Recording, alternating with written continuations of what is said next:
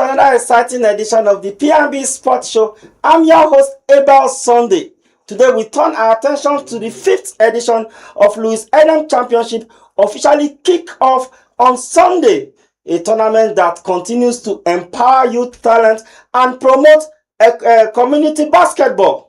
To share more light on the vision, impact, and expectation for this year's competition, we are joined by Boniface, the national coordinator of the Louis Adam Foundation, alongside the founder of the tournament, Louis Adam Ekpenyo. I beg your pardon. And of course, meanwhile, UEFA Champions League football returns last night, and it was a statement performance from Arsenal, who swept aside Inter Milan with a convincing 3-1 victory, sending a strong message to their European rivals. Joining me to unpack this is our in-house sports analyst, Tom Aroko. Grab your teacup because PNB Sports start now.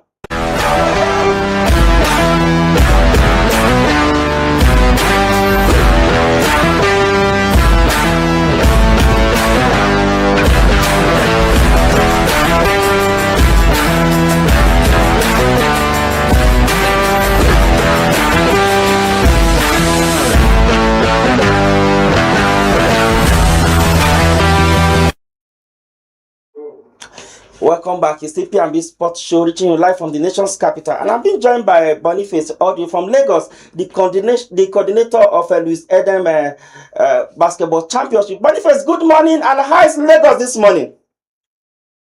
Good morning to you. Good morning, viewers. Thanks for having me. Lagos, good. Rain yesterday, and we're having a good weather today. Perfect. Louis Adam competition, this is the 5th edition. Can you just tell us, what is it about this the organization, the vision generally about this tournament, how you guys have kept it ongoing for, this is the 5th edition. That's the 5th time you guys are putting this thing together, and it is waxing stronger and stronger. What is the motive behind this? Okay, good one. It's just simple. Motive is just basically trying to supplement and complement what's going on as far as basketball in Nigeria. As an ex-international basketball player myself and Louis Adam, we just thought this would be a good platform to give back, first of all, and also to create more opportunities for our players to engage more and sharpen their craft as far as basketball. And also see how we can provide opportunities scholarship to players to some type of education and academic. So basically, that's the vision. Okay, what improvement or innovation should fans expect in this year's edition? You know that I think I was opportune to watch the 3rd edition. That was like 2 years ago, and I could see what I saw. Spinners Night of Ghana, which did it over the almighty. I think they did it over the almighty Rivers Hoopers. Then we saw a very blazing semi-finals, and I said it's a sight to behold. Then the finals I saw, Hoops and Reed also took the day with an emphatic victory. But this year, what are we expecting to see? I'm quite unfortunate. I heard that Spinners Night of Ghana could not participate this year. Yeah, you're right. Well, it's unfortunate that Spinners Night of Ghana couldn't participate this time, but I guess they had some issues to do with back end, and we hope next time. But however, this year we're looking at trying to, as usual, push the standard as far as the competition. How we can create more for these teams to come and slug it out and to imagine the winner. But for me, I'll say this: it's about keeping these players active, keeping the teams active, also active, and with our officials and all of this about keeping basketball flowing. And I think this year's edition is not going to be as usual, us trying to create an opportunity for themselves, because we believe that the more they play, the more they engage themselves in the game. It helps them to grow better. For most of our Nigerian teams that participate in bar, our tournament is always an opportunity. Starting off in the year, this is January, keep them ready for the year ahead as far as basketball. So this year is not going to be any different. Right? We're already joined. If you don't want to get me to follow the link to see how things fantastic, we love always. That brings me to the next question. Before I will allow Tom to also ask you some few questions, of course, that he must have prepared to ask. How is the selection of this or invitation of these teams? How does it come about? How do you invite these teams? Because obviously, I think you guys took your time to do those selections. How do you do it? How were you able to get all these teams together and to give us a very good basketball to watch? Okay, I'll say this. In terms of selection, we first of all we start from home. We look at the top teams in Nigeria because of course, this is charity begins from home. First of all, look at our teams here and see the top teams, top 4 teams, male and female, see how we can send them an invite. When they commit to that invitation, okay, that's first and foremost. The national from the outset, they to a contact person in Nigeria that they want to be part of. Like I said, it's unfortunate to understand. So we're looking at. We also went to Benin and reached out, and Benin committed to joining us every year because the season starts in February. They have a well-structured team. So the season starts in February. So the Louis Adam basketball championship, the invitational championship, is always a good prep for them going into the season in February. So they always lock in male and female team and get themselves ready for February. So that's how we get our list. Of course, sometimes teams do pull out. Like sometimes teams do pull out. So we have our backup plan, a way of reaching out to people that are ready to go when we call upon them. So, that's how we get our list. Okay, perfect. I think Tom, I hope you prepared your question to ask, right? Okay, Tom, go ahead. The floor is yours, please. You can go ahead and ask your question. Good morning. It's an honor to have you here. But I think one thing that a lot of people want to know is, looking at a competition like this is not just a Nigerian competition.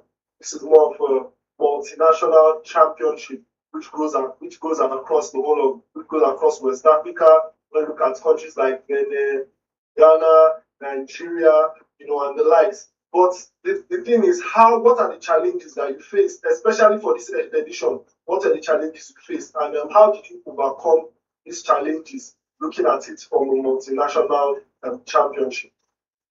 Yeah, I mean, great question. Great question. Yeah, we of course with everything, every project that you do, always gonna find some type of bottlenecks, challenges. I'll say this first of all. The number one would be logistics. The logistics of just trying to get them together, and then of course sometimes it's also trying to the language barrier, especially with some of the officials. We have to go through translators. So for me, I think that those are just minor,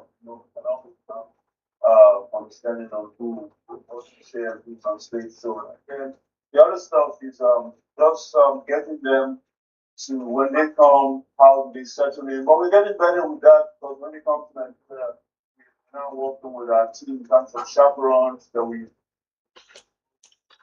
get them around Lagos where they want to do. They want to go buy something, security, yeah, that's another thing, how you can do some kind of stuff.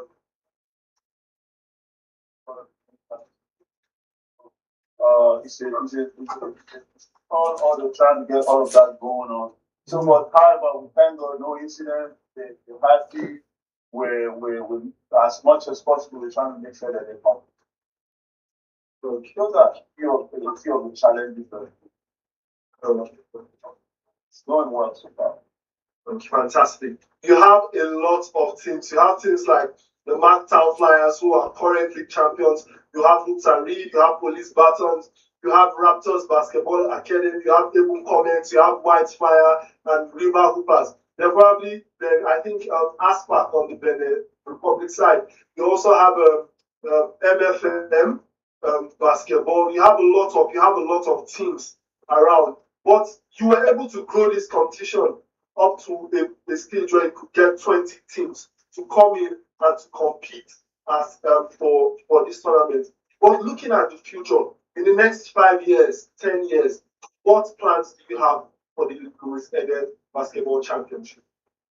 Yeah, thank you for that question. I think that's a good question too. So, you know, what we're dealing with now, Louis is doing this instead of from, he's on public responsibility himself, So we're looking at partnership or any kind of sponsorship from any group, so that as far as going forward, we want to do something where it's bigger than this. Like we see a vision where it's bigger than this. Value chain for basketball as a sport is huge, it's humongous. Okay, so for us, it's not just the game as it goes on the court.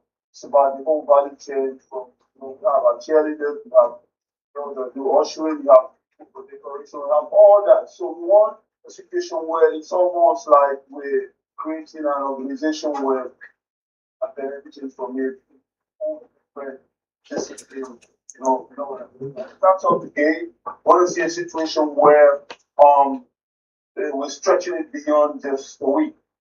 We could do more, we could get more teams, we could have it stretched. Because me and Louis discussed this, we want more games, we want players to be more engaged. That basketball is a game of repetition. The more games you play, the more experience you get by playing this game. So we're looking at the situation where more money coming in, we can stretch this further, do more for the whole value chain of this. Yeah, we want to give, like I said, vision also includes giving back. Basketball as a sport, it's not just about you coming in and getting blessed by being a basketball player. It's about it's done in the NBA. Coordinator. So looking at how we can start doing that as part of our goals and fantastic. We want to see how we can even do school program prior to our competition. Talking about that, how we can have like a 3-day time for kids. I didn't even know as far as Okay. Before I pass the baton over to Abel again, I just have a last question. There are people that want to organize things like this in Nigeria, in West Africa, in Benin, Ghana. What advice do you have for them? That's my first question coming in. Then the second question is, you've spoken about getting more people in, investors and the likes. How can people get involved in supporting Louis Eden Foundation and its mission altogether? Oh man. First of all, the first question I'll say, if you have something like this on your mind, go just do it. Just do it. Like step out, ask questions, have a clear vision of how you want your own event to be, write it down, go for it. Like reach out, talk to people. That's how we started. Me and Louis had this conversation where hey, it was like a joke. Man, let's do this. It was when his dad passed on a few years ago. We decided, okay, let's do something. And basketball was what came to our mind. We started. So go ahead and do it. And then when you said your question about having, we're always reaching out. We're always reaching out to asking for partnership. I believe in life, collaboration is the thing.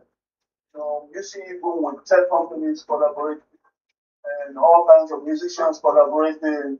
And so we're welcome to any kind of partnership. Just come, join us. And at the end of the day, it's for these players. It's like I said, also it's for the whole ecosystem of sport and value chain for basketball and sport. It's a lot to gain.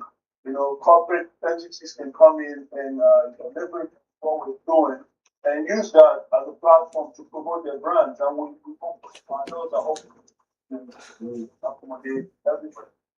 That's only family sports. Thank you, thank you. But thank you for adding value to the value chain of basketball and sports altogether. I think I'll be handing the baton over to Eva. All right. As we try to wrap up, Boniface, I know I'm trying to digress a little from this, but it's the same conversation we're having. Three months ago, I have Pastor Kingsley, one of the organizers of 51 Alliance basketball that I think was held in Port Harcourt, and I asked him this same question. I said, with the state of our league, arguably our league is not in a very good shape. Nobody can deny that.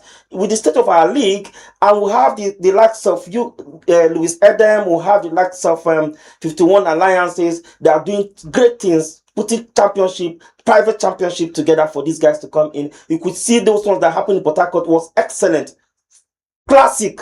I don't know how. I'm trying to find words to measure like the quality of competitions that they executed 3 months ago. And same thing with Louis Adam. I asked him this one question. I said, why is it that the private these guys that could just organize this competition within their separate, why don't they just come together and have a private owned league, which I think is going to do a whole lot? Because I think even in the US or anywhere around the world, most of their leagues are being run privately, not the government running it. So why don't you guys come in and see how you could salvage what we are seeing now? Or should I say, somebody said when it comes to this show, I don't want to call the name, he said the league is in a state of comatose, but I don't want to use that word right now. but Boniface, to be honest, what do you guys think? Don't you think that could have been a very good idea? Imagine you coming in with your own ideas, and we'll have Pastor Kingsley coming in with his own ideas as well. And you could see the talent that we have, so much talent we have in this country being explored and being enhanced very, very well. And of course, put them on that show glass that the world can see. Oh man, I like this question. I like this question you just put forward because it's a great question. Pastor Kingsley, I'll say is I know him. I know him personally. We're colleagues, basketball games together in Nigeria. Even yeah, basketball is one thing that connects all of us. But I'll say this to you: this whole situation that we're talking about basketball in Nigeria is a microcosm of our larger society. Nigeria needs to get, as far as I'm concerned, we understand how great we are as a nation. Basketball wise, and it's super country. We have the most talent, I'll say, in the world. So, but we need to look inwards and see how we can come together, both the private sector, government, and just leverage the talent that we have. When people say we need to come to, yeah, I think, I guess they can say that rightfully so because those back in the day when I started playing basketball up north, Canada basketball team. That's how I got my first shot to go play pro. And so to come back a few years after I played professional basketball in other countries, to come see the league at the state where it is now, it saddens my heart. And that's where me and Louis are coming from because me and Louis played in Bahrain and Kuwait together. The league over there keeps growing. Why is our league not growing? So it's about what we are as a society. We really need to get our acts together. It's hurting everything. So people should come together, partner, and stop being. Let's not be myopic. At the end of the day, it's about the next generation. Let's learn to pass the baton. Okay, there's a lot of selfishness going on in this country that silences my heart. Like personally, I reach out to kids. I try to see how to mentor them, talk to them about how to use basketball as a platform to better their lives, stay out of trouble, get an education. And so I think basketball is a good platform for us to all come together. So at some point, I want us to continue this conversation. Thank God for social media. Thank God for a platform like yours. I really appreciate you guys for having me here. Listen, let's keep pushing this narrative. Let's not be quiet because the more we speak about it, it's going to resonate in their ear. Let's resuscitate and revive the game back. Let's come together and collaborate. And I'll talk to a few of my colleagues, ex-international, like I'm doing with Louis. I've bring a few people together. And let's see how we can keep pushing this. Like have a league, have a private league running where players can get paid good money and coaches can engage more. And we'll see how it goes. It's a good conversation. We need to continue. Thank you very much, Mr. Lewis. And I believe that on Saturday will be the finals of this fifth edition of Lewis Adam Championship. And of course, we'll try as much as possible to capture you guys or to be there live, hopefully. On Saturday, we'll try as much as possible to see how we could make it down there live on Saturday. I think that's the best. Yes, there's no better place to leave it. I say thank you so much, Boniface. And of course, I believe that we're going to invite you again to this show one of these days. Sir, that's my pleasure. My pleasure. All right, thank you so much for your time. Thank you so much. All right, we'll be speaking to Boniface, one of the founder, the coordinator, I beg your pardon, of Lewis Adam Championship. We'll be going for a very short break. When we return, of course, me and the tallest man, Tom Aroko, will continue with what happened with Arsenal yesterday. And of course, don't go anywhere. It promises Tom have a whole lot to talk about. It's from but let's go on a very short break. We'll be back shortly.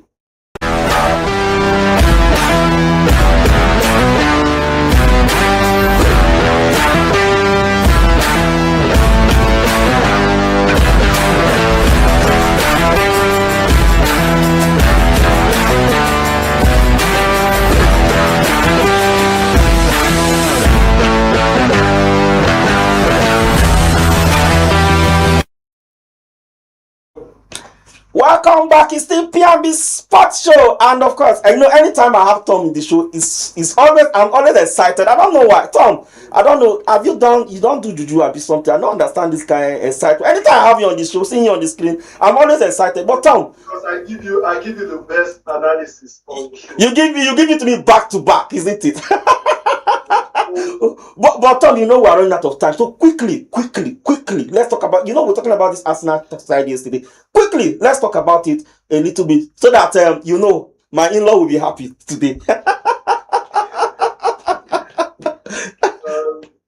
Fantastic. Arsenal came out on Inter Milan. First 5-10 minutes, it was like quarter feed they are playing there, because I've not seen that before. Most of the time it's half feed. You know, that's what we used to say. Now half feed they play them, but this one is quarter feed, not even half feed. And it's a team. As Inter Milan is a very big team. There's no two in Italian football. There's no two ways about it. But seeing Arsenal coming blazing, but what do you think of this Arsenal side? Do you think Mikel Arteta had done cooking, because that's the traditional was there? So he's cooking something. Do you think this year might just be the year that everything will just happen for Arsenal? Man, it's fantastic. I think if you are thinking of right now the biggest teams in Europe, the biggest teams you're going to be calling teams like Inter Milan, Arsenal. You're going to mention some other teams. So these are the elephants in the field for the UEFA Champions League. So it's fantastic. You can see the way Arteta's side played yesterday. They were extremely fantastic. I think one person that surprised us was Gabriel Jesus. And I'm also expecting Gabriel Jesus to start this weekend against Manchester United. You know, he had a clinical break, a clinical double. You know, his first. I'm scared for you. I'm scared. It was a massive confidence boost for him. So when some people talk, I say Gabriel Jesus needs to start when it comes to the weekend against Manchester United. And really, when you look at the Arsenal side, you see that the Arsenal side is different, but they are there. They put a lot of players on the bench. I think coming into that match, a lot of people asked that. The question that people were asking was, who is Arteta going to start? How is Arteta going to play these players? And it seemed as if the other matches that he had moving forward were more important than this match. But come on, he came in and he showed that yes, he has team depth. One thing is to have team depth, and another is to be able to use the players. You know, as a coach, the best problem for you to have is for you to have a problem of which player do I put where. Do I rest this player or do I not? Just because you have players that have almost equal strength. Then when you look at players like Victor Gyökeres, we can see that he had decisive impact coming off the bench, you know, and he was so persistent all the time. And that actually gave him a goal moving forward. When you look at the player like Bukayo Saka, you know, Bukayo Saka's pace was what weakened the Inter Milan side. You could see that it helped Arsenal attack the space. and service as well. And it was also something that we knew, something that we are continuing to see. So it's not something that we are seeing for the first time. When you look at it again, you look at Inter's attack. It lacked cutting edge. You see Thuram, Martinez, they offered less impact, almost nothing. And that is what they have been doing moving forward. So it's something that was not surprising. So we expected some few changes from Inter. Then also you could see that the Inter midfield, they basically struggled to control the tempo. You could see Zielinski was not as effective as he usually is. We actually thought that okay, Inter might control the midfield. But come on, when you look at their national side that they brought in, they were pressing a lot. They had a lot of wide overloads because of Saka. They had a lot of set piece efficiency as well moving forward. Then when you look at the national side, you see the effective quick transition. That is something that we expect a lot. They're talking about Bukayo Saka. He helps them to have a good aerial threat as well. So it was extremely a very, very good one. But some things that were expected, when it came to the way these both teams went into the match was we expected a lot of possession and structured midfield. But instead, what Arsenal did against Inter Milan was they disrupted their passes and a lot of their so when you look at the Inter side, you can see that their problem moving forward was their defense switches to counter attack. They were not able to track when it got to the Thank you. But come on. Thank you so much, Tom. I know if I allow you, you keep talking and talking. I know you have a whole lot, but I just want to believe that. But tomorrow we'll continue from where we start because unfortunately we've run out of time. That's where we draw the curtain on this edition of PMB Sports Show. Many thanks to Boniface, National Coordinator of Louis Adam Foundation, and also Louis Adam Ekpenyong, founder of the Louis Adam Championship, for sharing valuable insight on the tournament. A big thank you to as well to our in-house analyst Tom Aroko for his expert analysis and perspective. Thank you so much, Tom. Thank you so much for doing this with me again today. Alright, you can connect with us on all social media platforms, on Facebook and YouTube at Politics and Business TV .English, on IG at PMB TV _English, on X at PMB TV _ENG. That's the size of our show this morning. I'm Abel Sunday from me and the entire team here in Abuja. Goodbye.